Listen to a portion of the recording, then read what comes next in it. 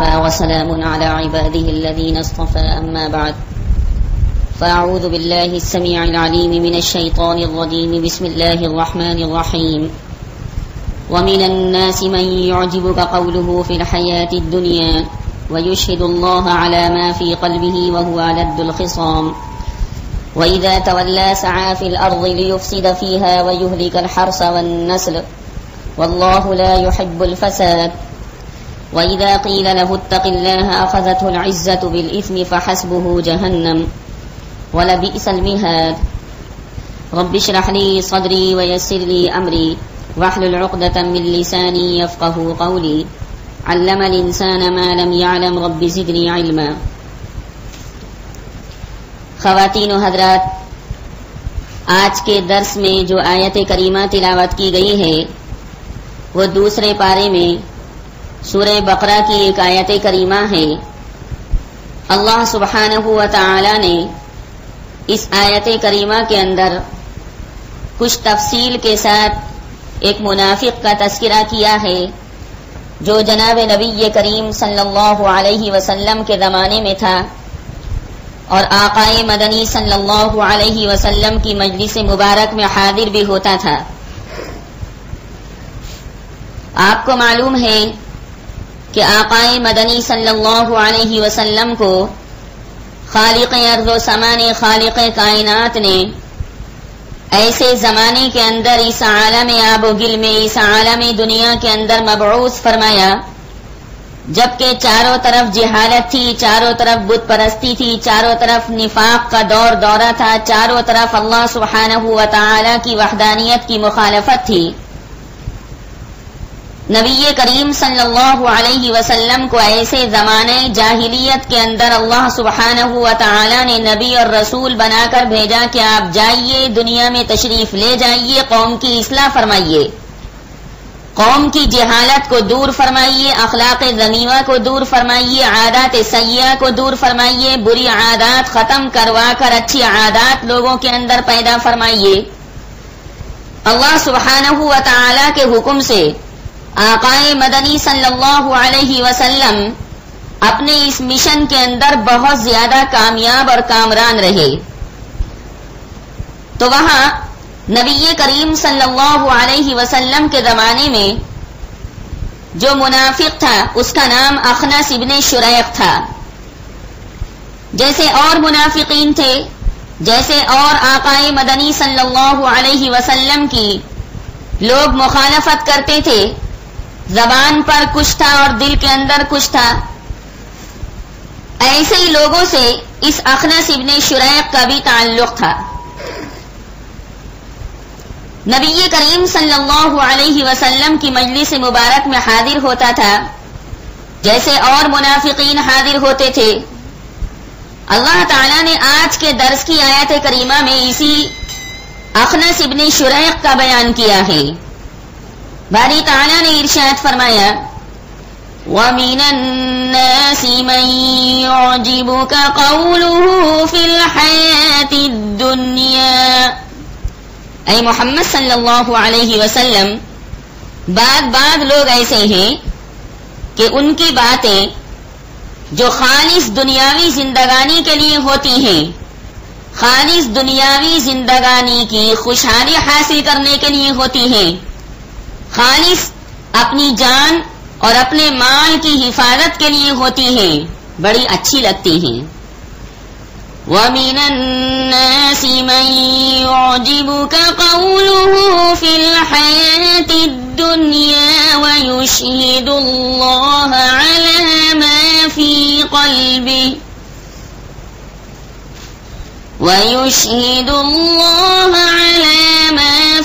قَلْبِهِ وَهُوَ أَلَدُّ الْخِصَامِ. وَإِذَا تَوَلَّى سَعَى فِي الْأَرْضِ لِيُفْسِدَ فِيهَا وَيُهْلِكَ الْحَرْثَ وَالنَّسْلَ وَاللَّهُ لَا يُحِبُّ الْفَسَادَ.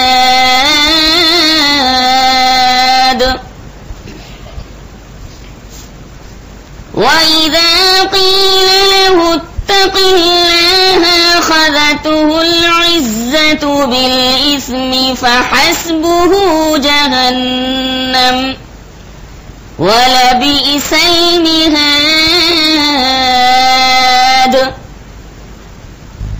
جیسے اور منافقین آپ صلی اللہ علیہ وسلم کی مجلس مبارک میں حاضر ہوتے تھے، ایسے ہی اخنس ابن شریح بھی آتا تھا، اور جیسے محمد صلی اللہ علیہ وسلم اپنی مجلس مبارک کے اندر قرآن کریم کے اندر نازل ہونے والی آیات کریمہ، آیات مستنیرہ کو سناتے تھے، جن کو سن سن کر حضرات صحابہ کرام رضوان اللہ تعالی علیہم اجمعین کے ایمان میں تازگی پیدا ہوتی تھی، اضافہ ہوتا تھا، اور صحابہ کرام قرآن کریم کے نازل ہونے سے خوش ہوا کرتے تھے کہ باری تعالیٰ کے پیغمبر کے اوپر نئے نئے احکام نازل ہو رہے ہیں اور ہمیں زندگی گزارنے کے مختلف طریقے بتائے جا رہے ہیں.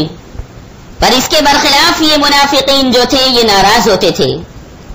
یہ منافقین دو رخی پالیسی اختیار کرتے تھے، اور جتنا جتنا قرآن نازل ہوتا تھا اتنا اتنا ان کے نفاق میں اضافہ ہوتا تھا، ان کے دل کے روگ کے اندر اضافہ ہوتا تھا، بڑھوتری ہوتی تھی. اللہ سبحانہ و تعالی نے ان کے دلوں کا کفر جو دلوں کے اندر چھپا ہوا تھا اس کی قلعی کھول دی، اس کے تارو پود کو بکھیر کر رکھ دیا، اس کو تش تذبام کر دیا، اس کو ظاہر کر دیا. سارے لوگوں کو بتلا دیا کہ اے اہل اسلام، اے اہل ایمان، یہ منافقین آپ کے دوست نہیں ہیں، یہ آپ کے چاہنے والے نہیں ہیں، یہ آپ سے تعلق رکھنے والے نہیں ہیں، بلکہ آپ کے سخت ترین دشمن ہیں، سخت ترین یا آپ سے بغض اور نفرت رکھنے والے ہیں. فی قلوبہم مرض فزادہم اللہ مرضا ولہم عذاب علیم بما كانوا یکذبون. اللہ سبحانہ و تعالی نے فرمایا ان کے دلوں کے اندر روگ ہے، یعنی کفر ہے. یہ بظاہر اسلام سے محبت کو، ایمان سے محبت کو ظاہر کرتے ہیں، پر دل سے انکار کرتے ہیں، اور صرف اس وجہ سے یہ کلمہ پڑھتے ہیں کہ ہماری جان محفوظ رہے، ہمارا مال محفوظ رہے، مسلمان اہل ایمان نہ ہمیں قتل کریں، نہ ہمارے مالوں کو چھینے، بلکہ اپنا دوست سمجھیں. گویا مسلمانوں سے بھی فائدہ حاصل کرنا چاہتے تھے، اور مکہ مکرمہ کے کفار اور دوسرے علاقوں کے کفار سے بھی یہ فائدہ حاصل کرنا چاہتے تھے. تو جتنا جتنا قرآن نبی کریم صلی اللہ علیہ وسلم پر نازل ہوتا تھا اتنا اتنا ان کے نفاق کے اندر اضافہ ہوتا تھا، نفاق میں بڑھوتری ہوتی تھی، اور صحابہ کرام کے ایمان میں اس کے برخلاف اضافہ ہوتا تھا. اس لیے فرمایا گیا کہ کبھی بھی ان کے اوپر بھروسہ مت کرنا. یہ زبان سے کچھ کہہ رہے ہیں اور دل کے اندر کچھ اور ہیں. اللہ تعالیٰ نے ان کی برائی کے لیے اور ان کے کفر کو ظاہر کرنے کے لیے اپنے کلام پاک میں مختلف صورتوں میں مختلف مقامات پر مختلف آیات نازل فرمائیں، لیکن مستقل ایک سورت المنافقون قرآن کریم میں نازل فرمائی جو 28ویں پارے میں موجود ہے. اذا جاءك المنافقون قالوا نشهد إنك لرسول الله والله يعلم إنك لرسوله والله يشهد إن المنافقين لكاذبون. اے محمد صلی اللہ علیہ وسلم، جب یہ منافقین آپ کے پاس آتے ہیں تو آ کر یہ کہتے ہیں کہ ارے ہم تو گواہی دیتے ہیں، دل سے کہتے ہیں کہ اے محمد صلی اللہ علیہ وسلم آپ باری تعالیٰ کے پیغمبر ہیں، باری تعالیٰ کے رسول ہیں. اللہ تعالیٰ نے ارشاد فرمایا کہ کہ ہاں خدا تعالیٰ کو خوب معلوم ہے کہ واقعی آپ خدا کے پیغمبر ہیں، اور سچی بات بھی یہی ہے، صداقت اور حقانیت والی بات بھی یہی ہے کہ آپ پیغمبر خدا ہیں، نبی خدا ہیں، رسول خدا ہیں. لیکن اللہ تعالیٰ اس بات کی قلعی کھول رہے ہیں کہ یہ منافقین اپنے اس دعوے کے اندر جھوٹے ہیں، یعنی آپ کی محبت ان کے دلوں میں نہیں ہے، نہ قرآن کریم کی محبت ان کے دلوں میں ہے. بات سچ کہہ رہے ہیں لیکن ان کے دلوں کے اندر اس کی حقیقت بیٹھی نہیں. قسمیں کھا کھا کر صحابہ کرام رضوان اللہ تعالی علیہ مجمعین کے سامنے کہتے تھے کہ ہم تو واقعی اسلام کے پرستار ہیں، اسلام کے چاہنے والے ہیں، اسلام سے محبت رکھنے والے ہیں. لیکن اللہ تعالی نے ارشاد فرمایا کہ انہوں نے اپنی قسموں کو اپنے لیے ڈھال بنا لیا کہ جس کے ذریعے سے اپنی جان کی بھی حفاظت ہو سکے، اور مال کی بھی حفاظت ہو سکے، عورتوں کی بھی حفاظت ہو سکے، اور بال بچوں کی بھی حفاظت ہو سکے، کاروبار اور تجارت کی بھی حفاظت ہو سکے. کیوں؟ اس لیے کہ اگر زبان سے کھلم کھلا کہہ دیتے کہ نعوذ باللہ محمد صلی اللہ علیہ وسلم نبی نہیں ہے، نعوذ باللہ محمد صلی اللہ علیہ وسلم پیغمبر خدا نہیں ہے، تو یہ کھلم کھلا کافر سمجھے جاتے. اور جب یہ کھلم کھلا کافر سمجھے جاتے تو ان سے بھی لڑائی کی جاتی، ان سے بھی جہاد کیا جاتا، ان سے بھی قتال کیا جاتا، ان کو بھی اور کافروں کی طرح گرفتار کیا جاتا. انہوں نے حضرات صحابہ اکرام رضوان اللہ تعالی علیہ مجمعین کو دھوکہ دینے کی کوشش کی، آقا مدنی صلی اللہ علیہ وسلم کو دھوکہ دینے کی کوشش کی. یہ انسانوں کو دھوکہ دے سکتے تھے پر خدا تعالیٰ کو کون دھوکہ دے سکتا ہے؟ اللہ تعالیٰ نے ان کی ساری قلعیں کھول کر رکھ دی. اس لیے فرمایا اتخذوا ایمانہم جنتا فصدوا عن سبیل اللہ انہم ساء ما كانوا يعملون. خود بھی رکے، جھوٹی قسمیں کھا کھا کر ان قسموں کو اپنی جان اور اپنے مال کی حفاظت کے لیے ڈھال بنایا، خود بھی بدتمیزی پر اترے، خود بھی کفر سے قریب ہوتے چلے گئے اور ایمان اور اسلام سے دور ہوتے چلے گئے، اور دوسرے لوگوں کو بھی انہوں نے اللہ تعالیٰ کے راستے سے روکا کہ ارے محمد صلی اللہ علیہ وسلم کی مجلس میں مت جانا، وہاں جاؤ گے تو محمد کا جادو تمہارے اوپر چل جائے گا، محمد کی زبان میں جو تاثیر ہے اس تاثیر سے تم متاثر ہو جاؤ گے اور تم محمد کے گن گانے لگو گے، لہذا ان کی مجلس میں مت جانا.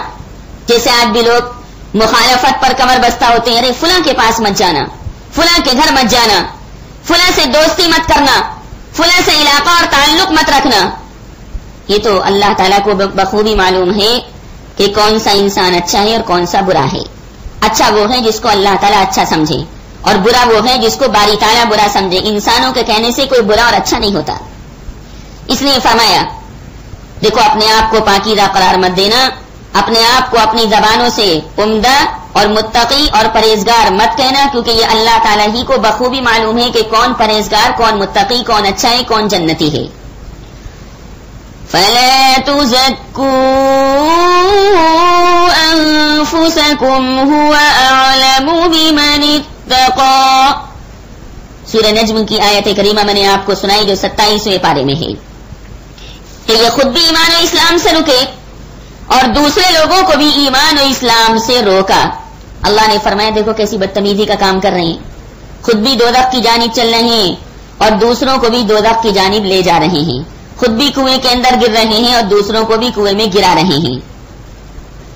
لہذا جب بدتمیزی عروج پر پہنچ گئی، ایمان اور اسلام سے بغاوت ان کی عروج پر پہنچ گئی اور اس میں اضافہ ہوتا رہا، اس میں زیادتی ہوتی رہی، تو اللہ تعالیٰ نے پھر ان کے دلوں پر مہر لگا دی، یعنی بالکل ہی غافل بنا دیا کہ لو ہم تمہیں دولت اسلام سے مشرف ہرگز نہیں کریں گے، دولت ایمان سے ہرگز تمہیں مشرف نہیں کریں گے.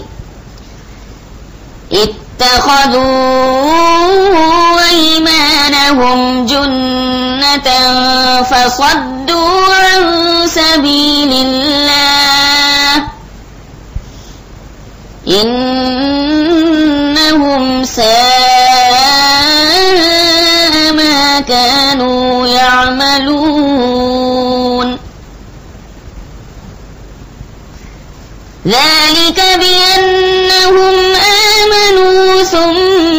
كفروا فطبع على قلوبهم فهم لا يفقهون.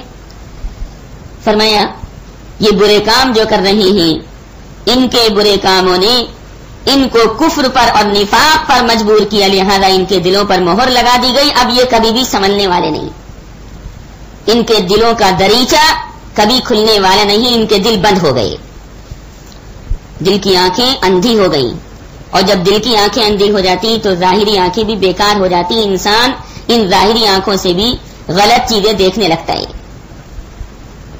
ذَلِكَ بِأَنَّهُمْ آمَنُوا ثُمَّ كَفَرُوا فَطُبِعَ عَلَى قُلُوبِهِمْ فَهُمْ لَا يَفْقَهُونَ. لہذا جب یہ بات کو سمجھیں گے نہیں تو جنت میں جا نہیں سکتے. جب یہ آدمی ایمان و اسلام کی بات کو سمجھ لیتا ہے اور قرآن کریم کی باتوں پر عمل کرنا شروع کر دیتا ہے تو ظاہر ہے کہ پھر وہ جنت کے راستے پر چلنے لگتا ہے. اللہ تعالیٰ بھی اس کی مدد فرماتے ہیں اور نیک اعمال کی اس کو توفیق دیتے رہتے ہیں. بندے سے اگر تھوڑی ساری کوتاہی بھی ہو جاتی ہے، تھوڑی ساری کمزوری بھی ہو جاتی ہے تو اللہ تعالیٰ طاقت دے دیتے ہیں، پیچھے سے مدد کرتے رہتے ہیں.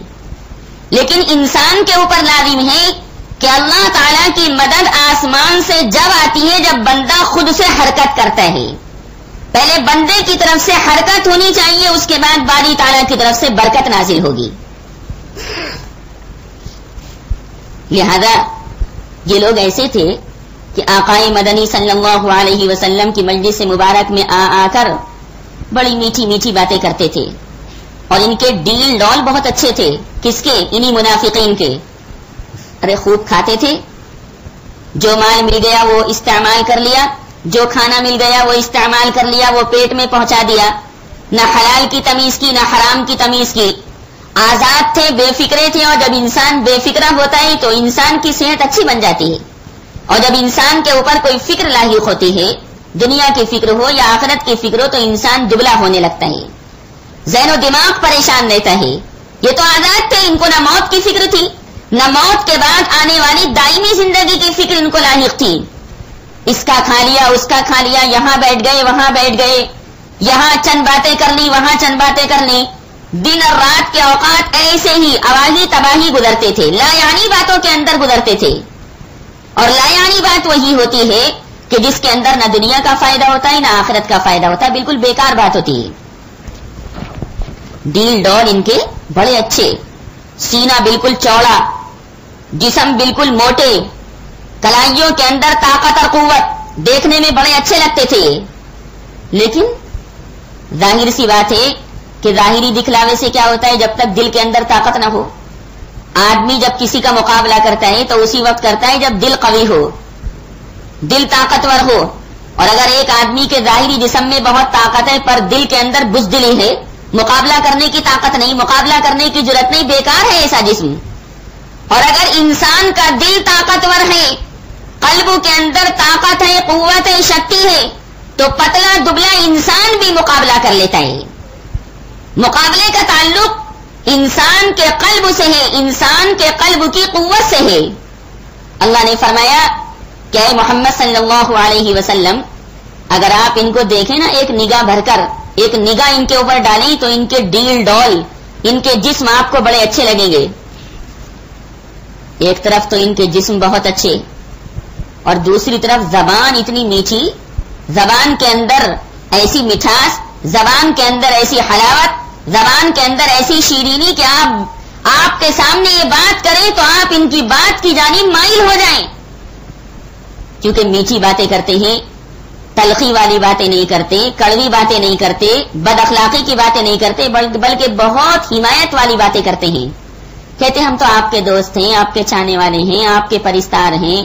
ارے ہر وقت آپ کی یاد آتی ہے، ہم آپ سے متعلق ہیں، ہم آپ سے منسلک ہیں، ہم تو اسلام کے چاہنے والے ہیں، ہم تو اسلام کے سفینے کو آگے بڑھائیں گے، اسلام کی کشتی کو رواں دواں کریں گے، اسلام کے قلعے کو مضبوط کریں گے.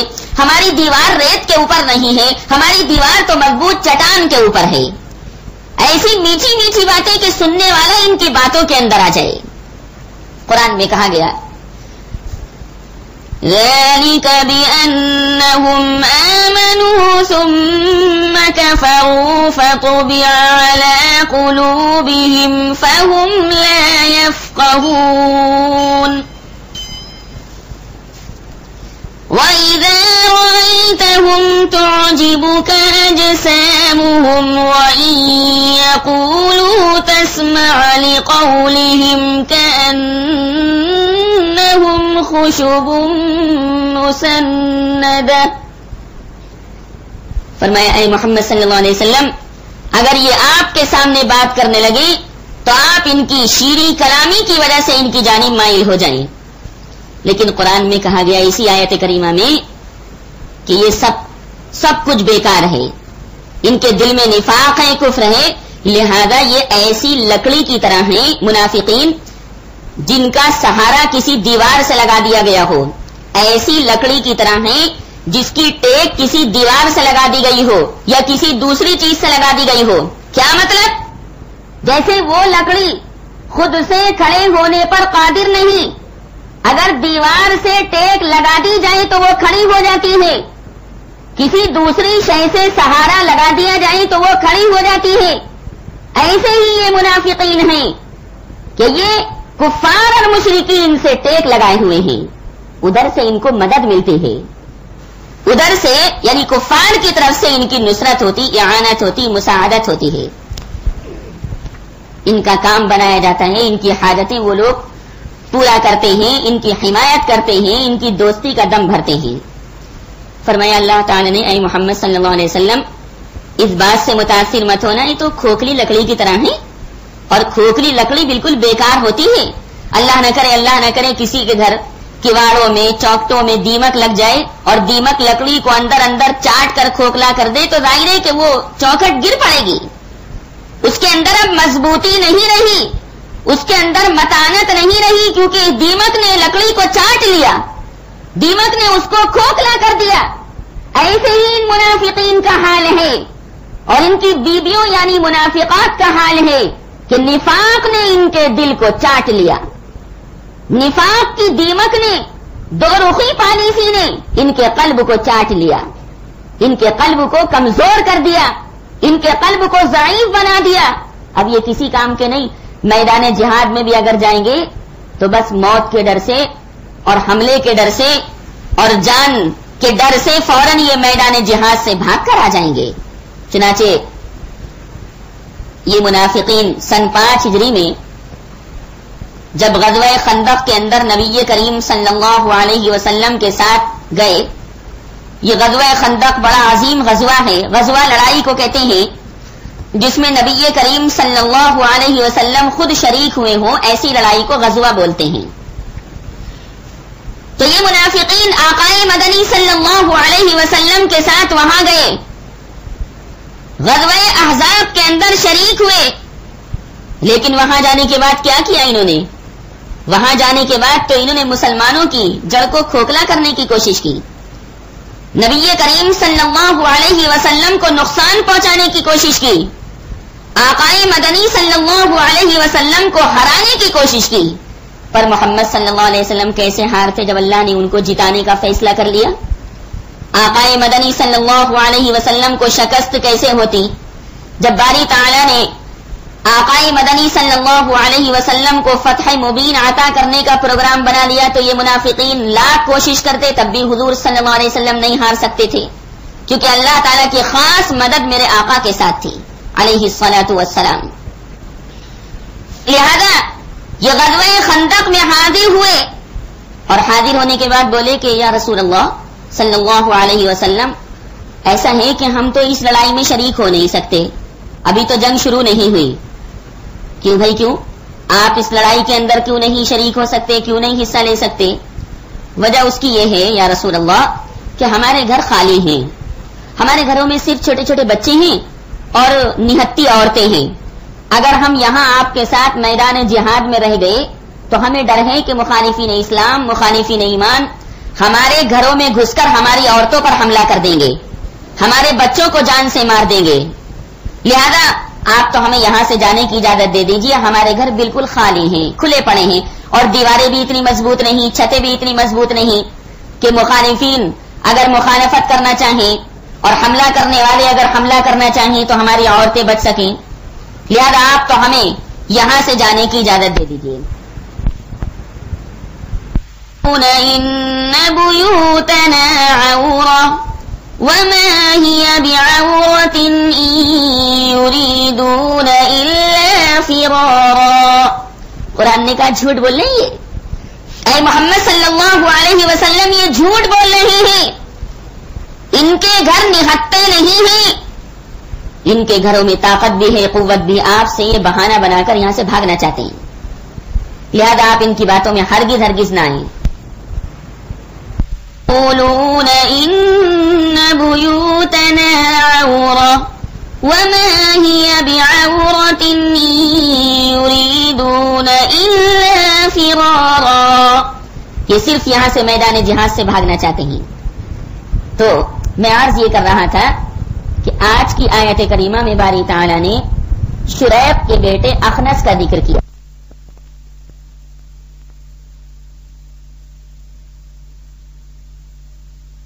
اور منافقوں کی جماعت میں شامل تھا، لیکن اتفاق کی بات ہے کہ بعض منافقین ایسے تھے کہ وہ آخری سانس تک اپنے نفاق کے اوپر، اپنے کفر کے اوپر برقرار رہے، اور بعض منافقین ایسے خوش قسمت تھے کہ انہوں نے اپنے نفاق سے توبہ کی، اپنے کفر سے توبہ کی، اور نبی کریم صلی اللہ علیہ وسلم کے دست حق پرست پر ایمان و اسلام قبول کیا، ایسے بھی تھے۔ چنانچہ یہ شریب کا بیٹا اخنس ایسے ہی خوش قسمت آدمیوں میں سے تھا۔ پہلے اس نے مخالفت کی، منافرت کی، قرآن کریم کی خوب خلاف ورزی کی، صحابہ کرام سے خوب جھگڑا کیا، آقائے مدنی صلی اللہ علیہ وسلم کو خوب دھوکہ دینے کی کوشش کی، پر اللہ تعالیٰ نے اس کے لیے مقدر فرما دیا تھا کہ اب مخالفت کر لے، لیکن ایک نہ ایک دن حضور کی غلامی تجھے اختیار کرنی پڑے گی صلی اللہ علیہ وسلم۔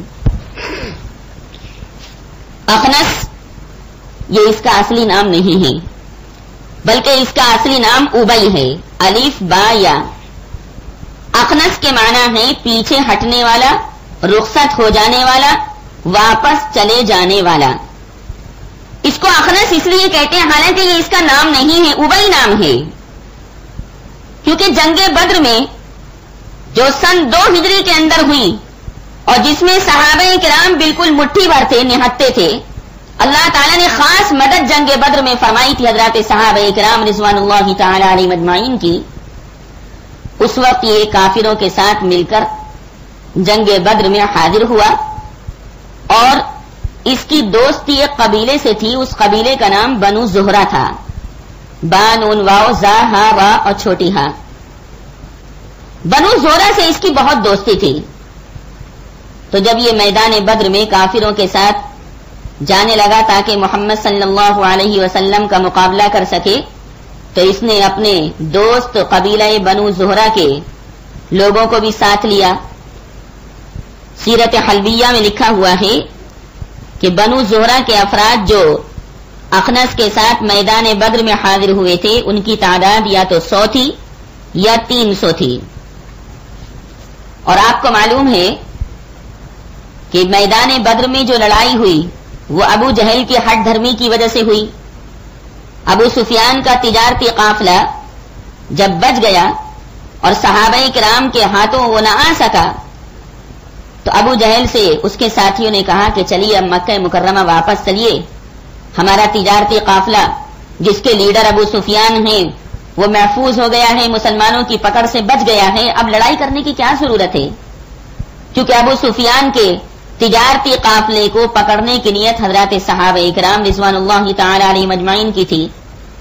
تو جب اس اخنس کو یہ پتا چلا کہ ابو سفیان کا تجارتی قافلہ بچ گیا ہے، محفوظ ہو گیا ہے، اور اب لڑائی کی کوئی ضرورت باقی نہیں رہ گئی ہے، تو اس نے اپنے ساتھیوں سے جن کی تعداد 100 یا 300 تھی کہا کہ جب لڑائی کی ضرورت باقی نہیں رہی تو اب ایمان والوں سے، اسلام والوں سے لڑنے کی کوئی ضرورت نہیں، کوئی فائدہ نہیں، چلو واپس چلتے ہیں۔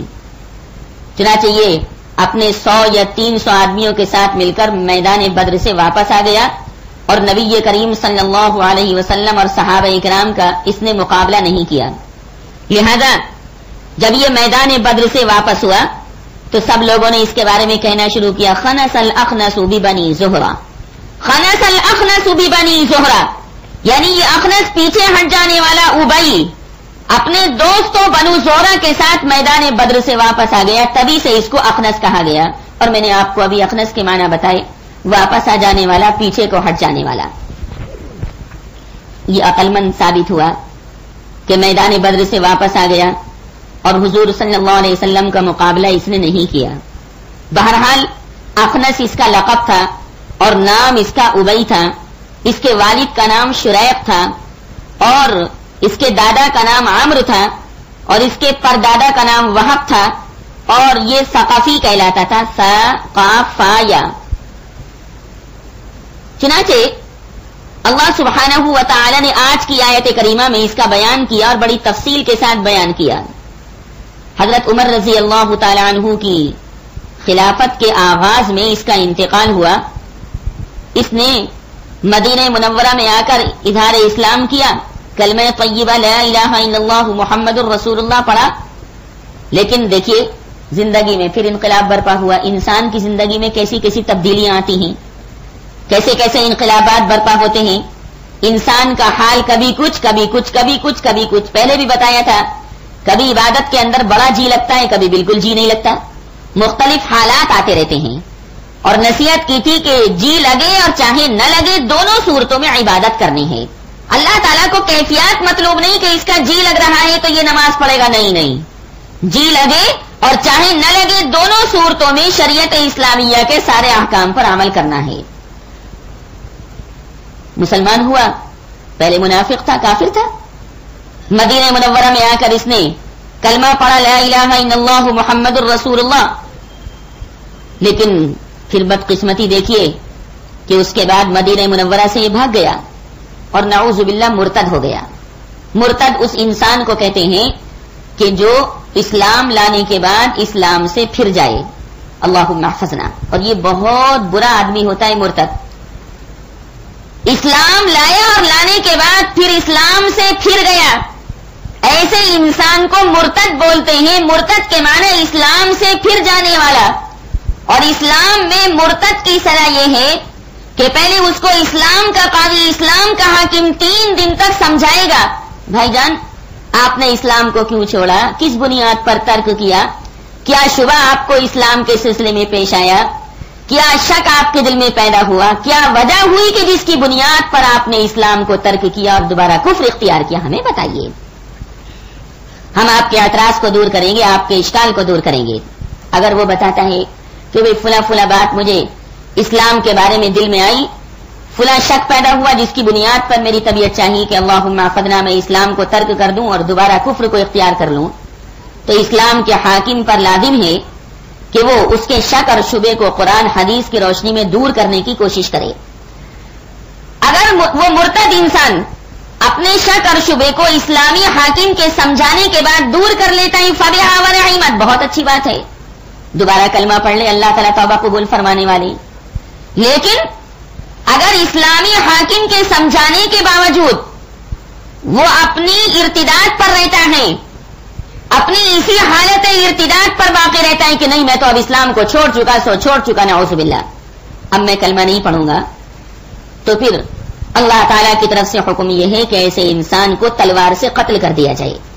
اسلامی حکومت ایسے انسان کو تلوار سے مار دے گی، اس کی گردن قطع کر دی جائے گی، اس کا گلا کاٹ دیا جائے گا۔ اسلامی حکومت یہ کام انجام دے گی، عام آدمی کے لیے حکم نہیں ہے۔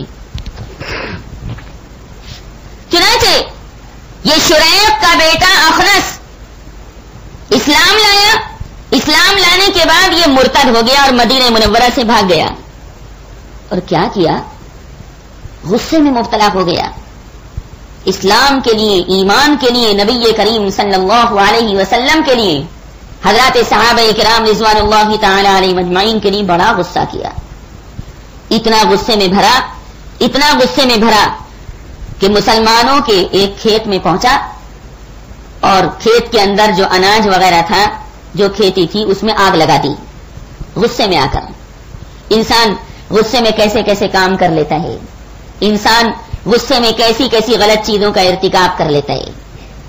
غصے کی کیفیت جب طاری ہوتی ہے تو شیطان انسان کے اوپر پوری طرح مسلط رہتا ہے.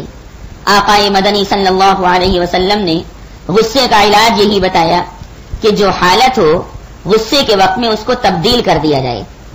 اگر بیٹھا ہے اور بیٹھے بیٹھے غصہ آ رہا ہے تو کھڑا ہو جائے, کھڑا ہے اور کھڑے ہونے کی حالت میں غصہ آ رہا ہے تو بیٹھ جائے. اور سب سے بہترین بات آقا مدنی صلی اللہ علیہ وسلم نے یہ بیان فرمائی حدیث پاک میں کہ انسان کو جیسے ہی غصہ آئے وہاں سے یعنی غصے کے مقام سے ٹل جائے, ہٹ جائے اور فوراً جا کر وضو کر لے. یہ جو بعد میں وضو کر رہا ہے یہ وضو کا عمل اس کے غصے کو ٹھنڈا کر دے گا. غصہ ایک آگ ہے اور جب انسان وضو کر لیتا ہے تو یہ وضو کا پانی اس کے غصے کو ٹھنڈا کرنے کا باعث بن جاتا ہے. نبی کریم صلی اللہ علیہ وسلم نے غصہ دور کرنے کا یہی علاج ارشاد فرمایا اور ارشاد فرمایا کہ لیس الشدید بالسرعہ, لیس الشدید بالسرعہ انما الشدید من یملک نفسه عند الغضب, کہ پہلوان وہ نہیں جو دوسرے کو پچھاڑ دے, پہلوان طاقتور زور آور وہ انسان ہے جو غصے کے وقت میں اپنے آپ پر قابو رکھے.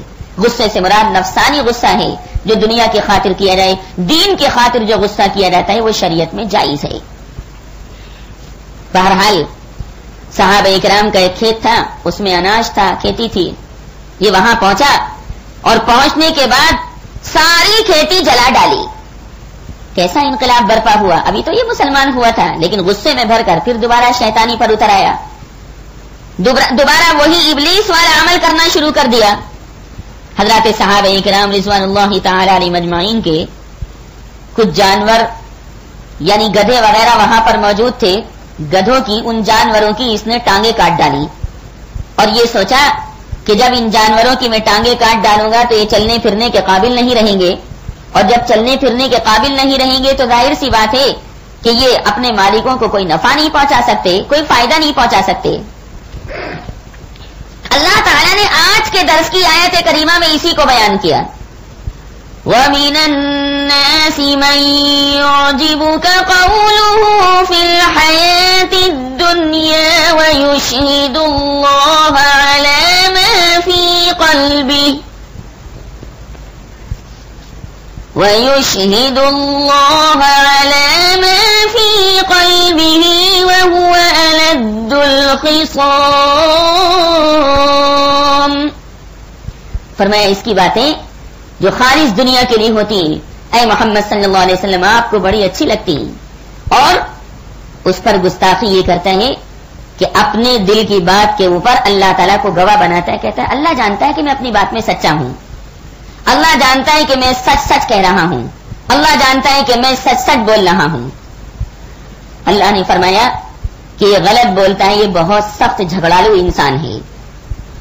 وَمِنَ النَّاسِ مَن يُعْجِبُكَ قَوْلُهُ فِي الْحَيَاةِ الدُّنْيَا وَيُشْهِدُ اللَّهَ عَلَى مَا فِي قَلْبِهِ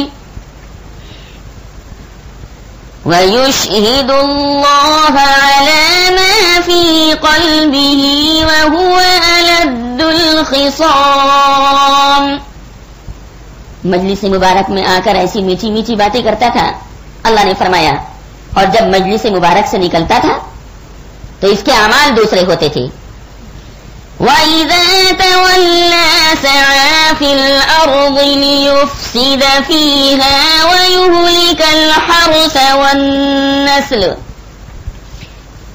وَاللَّهُ لَا يُحِبُّ الْفَسَادَ. جب اے محمد صلی اللہ علیہ وسلم یہ آپ کی مبارک مجلس سے نکلتا ہے, ہٹتا ہے, تو وہاں اس سرزمین کے اندر فساد کرنے کے لیے, لڑائی جھگڑا پیدا کرنے کے لیے بھاگا بھاگا پھرتا ہے.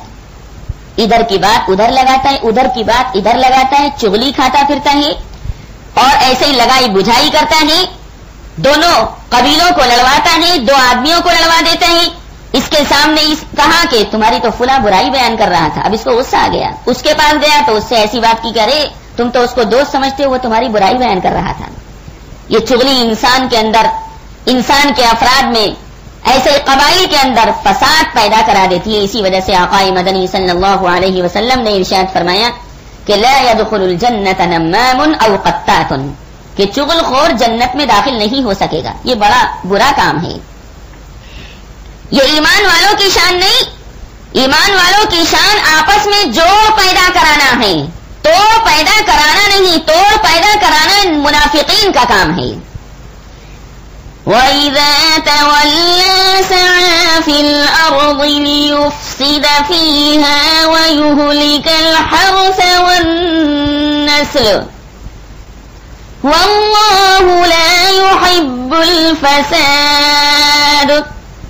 زمین میں فساد کرنے کے لیے دوڑ دھوپ کرتا ہے اور صحابہ کی کھیتی باڑی کو جلا دیتا ہے اور جانوروں کو ہلاک کر دیتا ہے، ان کی ٹانگیں کاٹ ڈالتا ہے.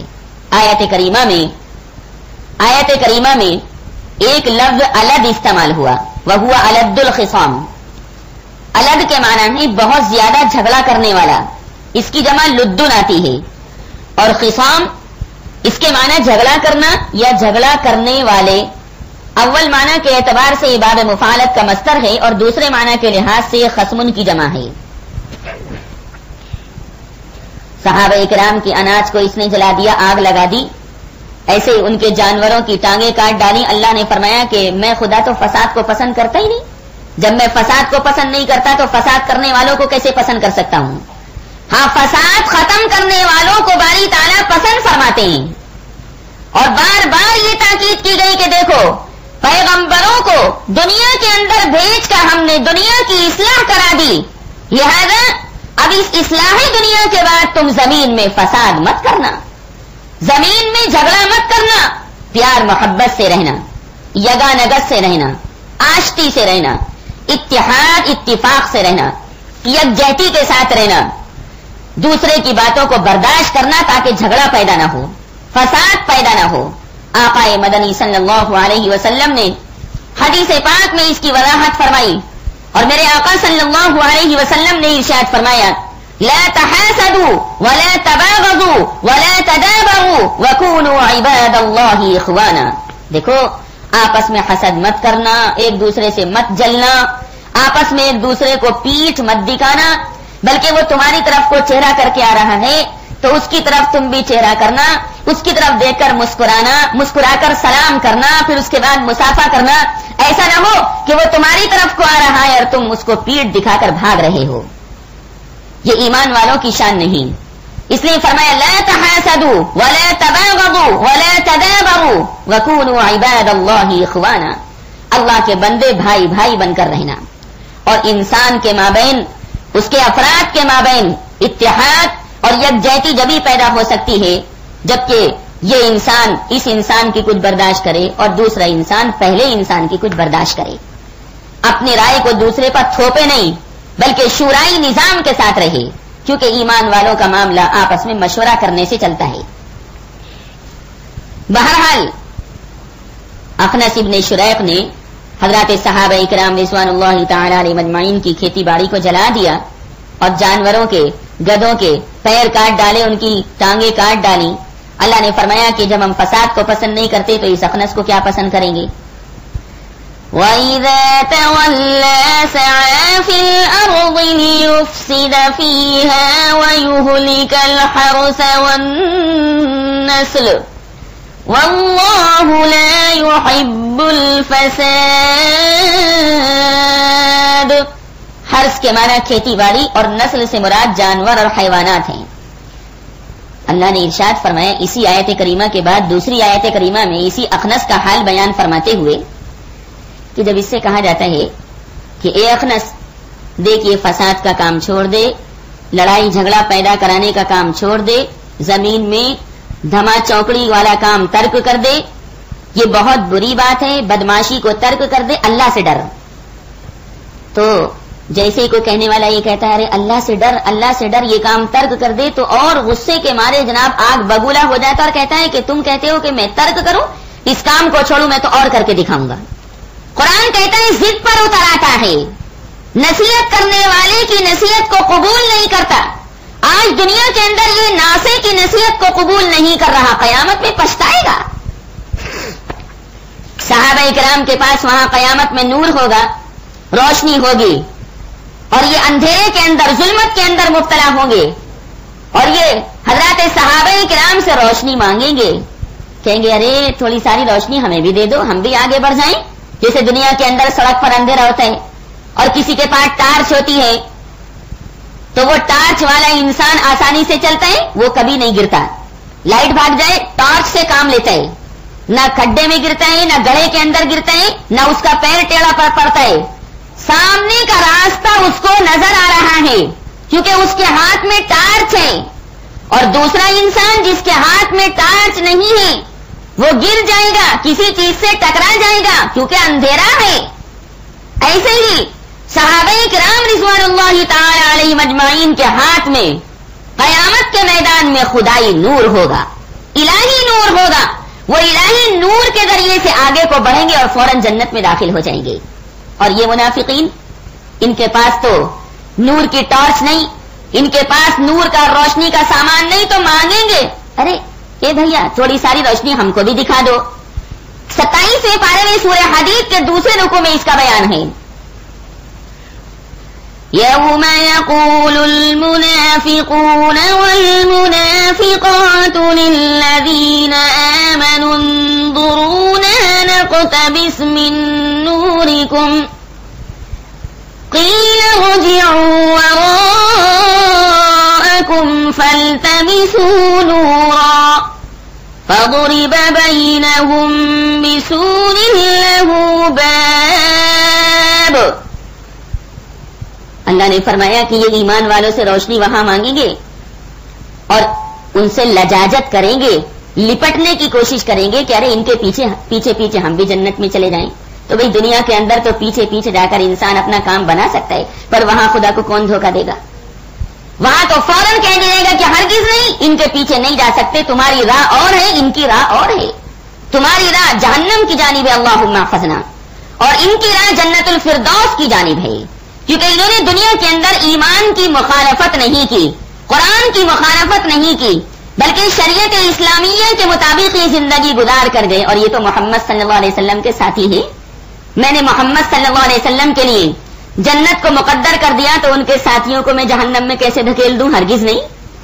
جس طرح آقا مدنی صلی اللہ علیہ وسلم جنت الفردوس میں جائیں گے، اس کی نعمتوں کے اندر داخل ہوں گے، ایسے ہی حضرات صحابہ کرام اور باقی اہل ایمان اہل اسلام بھی جائیں گے انشاءاللہ ثم انشاءاللہ۔ دعا کرنی چاہیے کہ اللہ تعالی ہم سب کو بھی جنت الفردوس میں حضور کا ساتھ نصیب فرمائے صلی اللہ علیہ وسلم۔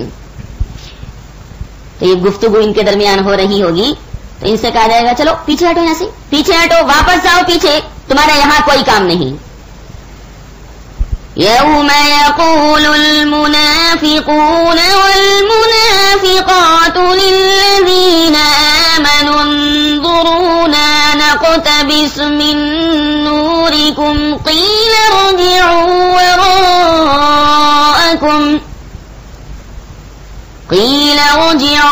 وَرَاءَكُمْ فَالْتَمِسُوا نُورًا فَضُرِبَ بَيْنَهُم بِسُورٍ لَّهُ بَابٌ۔ فرمایا بس ایک دم ان کے درمیان ایک چہار دیواری قائم کر دی جائے گی، اور وہ چہار دیواری عذاب کی چہار دیواری ہوگی کہ یہاں کیسے آ گئے تم؟ یہ حضرات صحابہ کرام تو مزہ لوٹیں گے، ان کے پیچھے پیچھے چھپ چھپ کر جو تم چلنا چاہتے ہو خدا کو دھوکہ نہیں دے سکتے، تمہارے لیے تو وہ ہیں جو سورہ یاسین میں ہے وَامْتَازُوا الْيَوْمَ أَيُّهَا الْمُجْرِمُونَ۔ اے بدبختو، ایمان والوں سے ہٹ جاؤ، ان کی جماعت میں تم شامل نہیں ہو سکتے، ان کی صف میں تم کھڑے ہونے کے قابل نہیں، کیونکہ کفر کی گندگی لے کر آئے ہو، نفاق کی نجاست اور پلیدگی اپنے دلوں کے اندر لے کر آئے ہو، تمہارے دل میں سلامتی ایمان نہیں۔ یہاں تو جی اس کو کامیابی ملے گی جو قلب سلیم لے کر آئے گا۔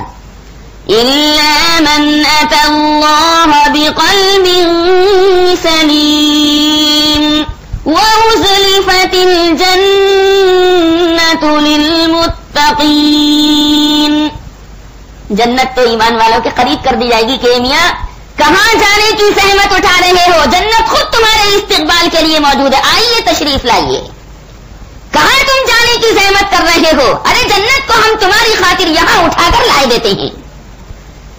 اللہ سبحانہ و تعالی ایمان والوں کو وہاں کس قدر انعامات اور اکرامات سے نوازیں گے۔ واقعی ہمارا خدا بڑا مہربان ہے، ہر حال میں رحمت کی بارش ہے، ہر سانس میں رحمت کی بارش ہے۔ خدا کی قسم باہر آنے والا سانس اگر اندر نہ جائے انسان مر جائے، ایسے ہی اندر جانے والا سانس اگر باہر نہ آئے تو انسان مر جائے۔ جانے والا سانس بھی خدا کی نعمت ہے اور باہر آنے والا سانس بھی خدا کی نعمت ہے۔ ہر سانس پر ایک جناب شکریہ واجب ہے۔ اللہ تعالی نے سانس کی آمد و رفت کا سلسلہ قائم فرما رکھا ہے۔ بہرحال یہ اخنس ابن شریح جو ہے، اللہ نے فرمایا کہ ضد پر اتر آتا ہے کہ نہیں، میں تو اور کر کے دکھاؤں گا جیسے دنیا میں لوگ ضد پر اتر آتے ہیں۔ فرمایا گھبرانے کی بات نہیں، اس کے لیے بس جہنم کافی ہے اور کسی عذاب کی ضرورت نہیں، میری جہنم خود نمٹ لے گی۔ اور جب جہنم سے ایک لمبی گردن ابھرے گی اور اس کو پکڑ کر کھینچ کر اپنے اندر ڈال لے گی تو پتہ چل جائے گا۔ وَإِذَا قِيلَ لَهُ اتَّقِ اللَّهَ أَخَذَتْهُ الْعِزَّةُ بِالْإِثْمِ فَحَسْبُهُ جَهَنَّمُ وَلَبِئْسَ الْمِهَادُ۔ بس اس کے لیے جہنم کی آگ کافی ہے اور یہ بہت برا بچھونا ہے، جہنم کا بچھونا بہت برا ہے۔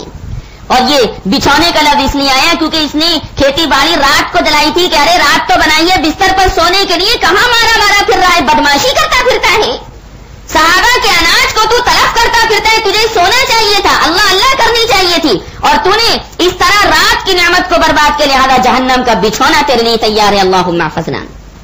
اس لیے ضرورت اس بات کی کہ اس نفاق والے عمل کو ترک کیا جائے۔ بعد میں پھر دوبارہ یہ مسلمان ہو گیا تھا اور اللہ تعالی نے اس کو دولت اسلام سے مشرف کیا، یعنی فتح مکہ کے موقع پر سنہ 8 ہجری میں یہ مسلمان ہوا۔ اللہ تعالی نے پھر اس کو دولت اسلام سے مشرف فرمایا، سرفراز فرمایا۔ لیکن بہرحال کوئی بھی کفریہ بات اس نیت سے کرنا کہ ہم توبہ کر لیں گے غلط بات ہے، کیا پتہ توبہ کی توفیق نصیب نہ ہو۔